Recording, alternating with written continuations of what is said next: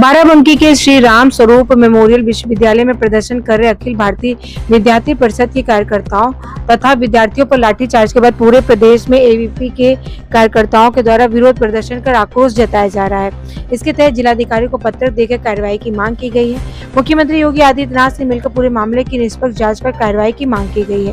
काशी हिंदू विश्वविद्यालय के अखिल विद्यार्थी परिषद के छात्रों ने इस दौरान एक प्रेस वार्ता किया है और पुलिस प्रशासन एवं महाविद्यालय की गलती बताते हुए कार्रवाई की मांग की है।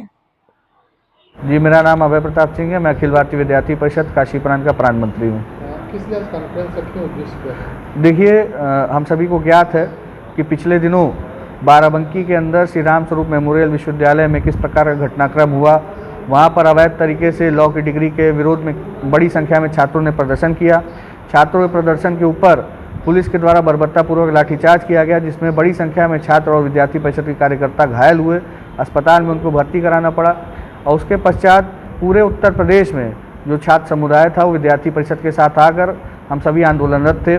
हमने देखा किस प्रकार से एक दिन जिला अधिकारी कार्यालय का घेराव करके माननीय मुख्यमंत्री जी को हमने अपनी 4 सूत्री मांगों का ज्ञापन प्रेषित किया। अगले दिन मशाल जुलूस निकाला, हस्ताक्षर अभियान चलाया, ट्विटर ट्रेंड कराया। देश में नंबर 1 पे हमारा ट्विटर ट्रेंड चला और इस प्रकार से हम लगातार आंदोलित थे। प्रदेश सरकार को हमने 48 घंटे का समय भी दिया था, जिसके पश्चात प्रदेश सरकार ने हमारी मांगों के बिंदुओं पर कार्य करते हुए सर्वप्रथम जो श्री राम स्वरूप विश्वविद्यालय में वहाँ पर जो अवैध निर्माण था उसको गिराने का काम शुरू हुआ।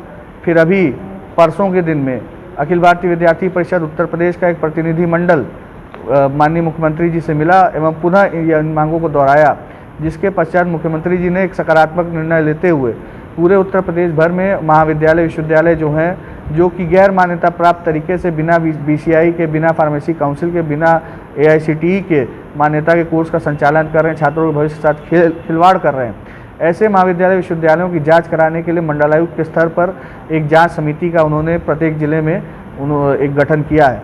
यह जांच समिति आगामी 15 दिनों में अपनी रिपोर्ट प्रेषित करेगी। इसके पश्चात विद्यार्थी परिषद ने यह भी मांग की जो पुलिसकर्मी उस घटना के दोषी थे, जिनके आदेश पर इस प्रकार का बर्बरतापूर्वक लाठीचार्ज हुआ, उन पर कार्रवाई की जाए।